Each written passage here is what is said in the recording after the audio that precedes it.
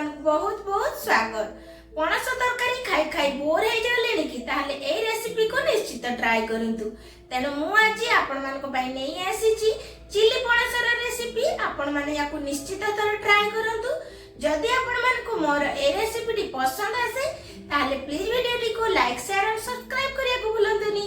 ଆଉ ପାଖରେ ଥିବା ବେଲ ଆଇକନକୁ କ୍ଲିକ୍ କରି ଦିଅନ୍ତୁ, ଯାହା ଦ୍ୱାରା ମୋର ନୂଆ ନୂଆ ଭିଡିଓର ନୋଟିଫିକେସନ ଆପଣଙ୍କ ପାଖରେ ପ୍ରଥମେ ପହଞ୍ଚିବ।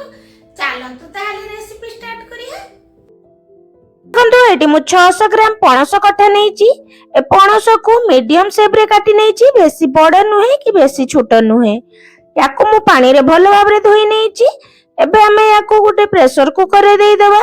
ସେଥିରେ 2 ଗ୍ଲାସ ପାଖାପାଖି ପାଣି ଦେବା, ଯେମିତି ପାଣି ପଣସ କଟା ଉପରେ ଅଳ୍ପ ଟିକେ ଅଧିକ ରହିବ। ଏବେ ଏଥିରେ ଆମେ ଲୁଣ ଦେବା। ଗୋଟେ ଛୋଟ ଚାମଚ ପାଖାପାଖି ଲୁଣ ଦେଇଛି, ଆଉ ହାଫ ଚାମଚ ହଳଦୀ ଗୁଣ୍ଡ, ଆଉ ୟାକୁ ଟିକେ ଗୋଳେଇ ନେବା।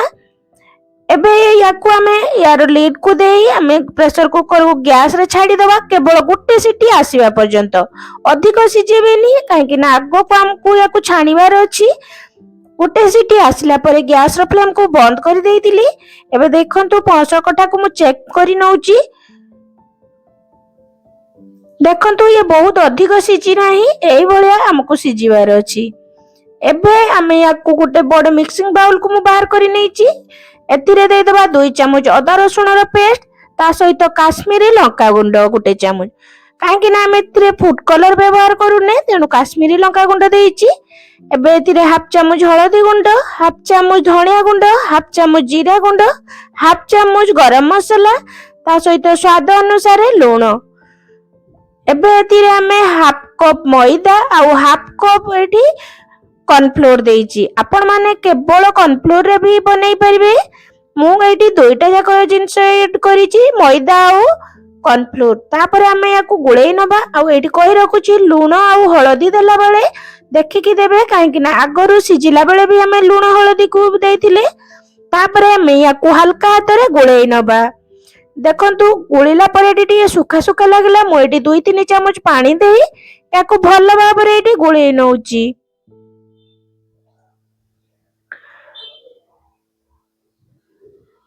ଏଠି ଦେଖନ୍ତୁ ମୁଁ ପୁରା ଭଲ ଭାବରେ ଗୋଳେଇ ସାରିଛି।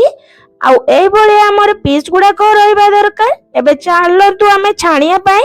ମୁଁ ଏଠି ଫ୍ରାଇଂ ପ୍ୟାନ ବସେଇ ଦେଇଛି, ଯେମିତି ଟିକେ ଏକା ସହିତ ବହୁତ ଗୁଡାକ ପଣସ କଠା ସିଝିଯିବ ବା ପଣସ ପକୋଡା ହେଇଯିବ। ତେଣୁ ତେଲକୁ ଗରମ କରି ନେଲି ପ୍ରଥମେ, ତାପରେ ମିଡିୟମ ଫ୍ଲେମ କରି ଆମେ ଗୋଟେ ଗୋଟେ କରିକି ପଣସ କଠାର ଯୋଉ ପକୋଡା ବନେଇ ନବା।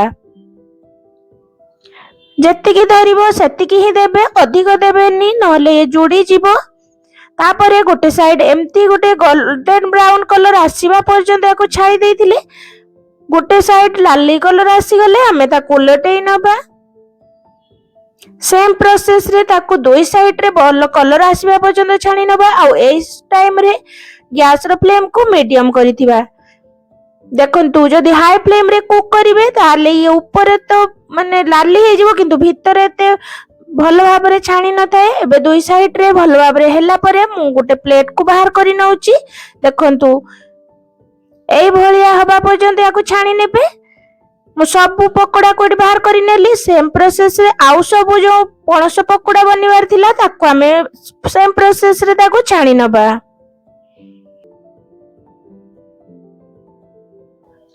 ଏଠି ଆମର ସବୁ ପକୋଡା ରେଡି ହେଇଗଲାଣି। ୟାକୁ ଦେଖନ୍ତୁ ମୁଁ ଗୋଟେ ପ୍ଲେଟ କୁ ବାହାର କରି ନେଇଛି। ଆପଣ ମାନେ ଚାହିଁଲେ ପଣସର ପକୋଡାକୁ ଏଇଭଳିଆ ଆପଣ ମାନେ କୌଣସି ସସ୍ ସହିତ ଖାଇପାରିବେ, କିନ୍ତୁ ଆମେ ଚିଲି ପଣସ ବନେଇବା, ତେଣୁ ମୁଁ ଏଇ ସବୁ ସାମଗ୍ରୀ ନେଇଛି। ତେଣୁ ମୁଁ ଏଠି 2ଟି ପିଆଜକୁ 4 ଫାଳ କରି ନେଇ ତାର ପାଖୁଡା ସବୁ ବାହାର କରି ଦେଇଥିଲି। ତା ସହିତ ଏଠି ଗୋଟେ କ୍ୟାପ୍ସିକମ କୁ ବି କ୍ୟୁବ ସେପ ରେ କାଟି ନେଇଛି। 20-25 କୋଲା ରସୁଣକୁ ଛୋଟ ଛୋଟ କରି କାଟି ନେଇଛି। 1 ଇଞ୍ଚର ଅଦାକୁ ବି ସେମିତି ଛୋଟ ଛୋଟ କାଟି ନେଇଛି। ଆଉ ଏଠି 2ଟି କଞ୍ଚା ଲଙ୍କା ଆଉ 2ଟି ପାଚିଲା ଲଙ୍କାକୁ ମୁଁ କାଟି ନେଇଛି। ଆପଣ ମାନେ କେବଳ ଗୋଟେ ପ୍ରକାର ଲଙ୍କା ନେଇପାରିବେ, କେବଳ ଭଲ ଦେଖାଯିବା ପାଇଁ ମୁଁ ନେଇଛି। ଏଠି କଢେଇରେ ଦେଖନ୍ତୁ ମୁଁ 2-3 ଚାମଚ ତେଲକୁ ଗରମ କରି ନେଇଛି। ସେଥିରେ ପ୍ରଥମେ ରସୁଣ କଟା, ଅଦା କଟା ଆଉ କଞ୍ଚା ଲଙ୍କା ଆଉ ପାଚିଲା ଲଙ୍କାକୁ ଯୋଉ କାଟି ରଖିଥିଲେ ତାକୁ ଦେଇଦବା। ତାପରେ ୟାକୁ କିଛି ସେକେଣ୍ଡ ପାଇଁ ଭାଜି ନେବା, ବେଶୀ ଲାଲି ହବା ପର୍ଯ୍ୟନ୍ତ ଭାଜିବା ଦରକାର ନାହିଁ। ଏବେ ଏଥିରେ ପିଆଜକୁ ଦେଇଦବା ବା ପିଆଜର ପଙ୍ଖୁଡାକୁ ସବୁ ଦେଇଦବା, କ୍ୟାପ୍ସିକମ ତା ସହିତ ଦେଇଦବା। आउ याकू भी 30 रु 40 सेकंड पर्यंत भाजी नबा। ए सब को आमे बेसी लाली होबा पर्यंत भाजीबा दरकार नै। ए रेसिपी रे कैप्सिकम पियाज टिके एमती क्रंची रहिले खाया पई भल लागे। देखंतु किछि सेकंड भाजिला परे एतिरे आमे सॉस ऐड करबा। प्रथमे एठी मु 4 चामच टोमेटो सॉस, 1 चामच सोया सॉस, 1 चामच ग्रीन चिली सॉस, ता सहित 1 चामच एठी विनेगर देइची। ए सब देला परे आमे सब को मिक्स करि नबा। आ 1 रु 2 मिनिट पर्यंत याकू एमती कुक होबा पई छाडी दबा। देखंतु एबे एथिरे मु हाफ चामच गुलमरीच गुंड आ ता सहित हाफ चामच लूण देई याकू पुणी भल भाबरे मिक्स करि नबा। आ 1 मिनिट पर्यंत याकू कुक करिया पई छाडी दबा। बस 1 मिनिट परे आमे गोटे स्लरी बनेइबा। तेनो 1 चामच कॉर्नफ्लोर रे 3-4 चामच पानी देई याकू पूरा भल भाबरे मिक्स करि नबा जेमति कि बिल्कुल भी लम्स रहिबोनी। देखंतु ये भल भाबरे गुळेई नेली। एबे स्लरी को आमे एथिरे देई दबा। आउ याकू बहुत जल्दी हाथ करी याकू टिके गुळेई नबा, नहले ये तो पूरा चेका हे जिवो। तेणु याकू पूरा भल भाबरे एठी मिक्स करि नबा। आउ गैस रो फ्लेम को हाई करि थुबे। देखंतु ये केते जल्दी गाढ़ा हे गला। एबे ये रेडी हे गला। एबे एथिरे आमे जो पणस को जो पकोड़ा बनेइबा छाणी की रखितिले ताकू ऐड करिबा। आउ ताकू सब मसला सहित भल भाबरे एठी गुळेई नबा।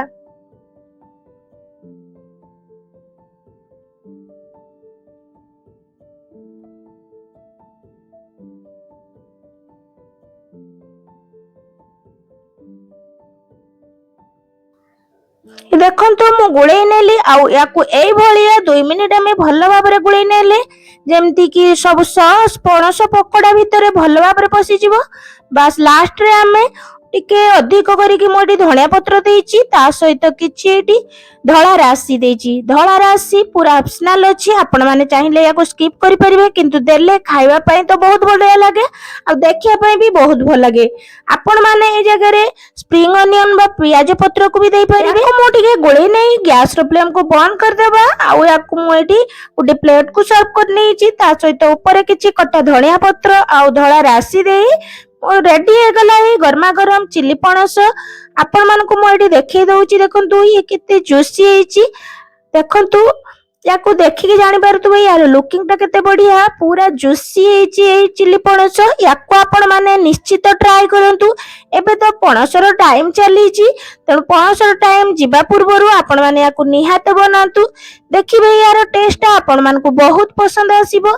सब टिप्स सहित आपण माने जदी एई भलिया पणस चिली बनेइबे पूरा परफेक्ट बनिबो। थरे बनिला परे आपण मानको केमिति लागला प्लीज कमेंट सेक्शन रे निहाती जणेइबे।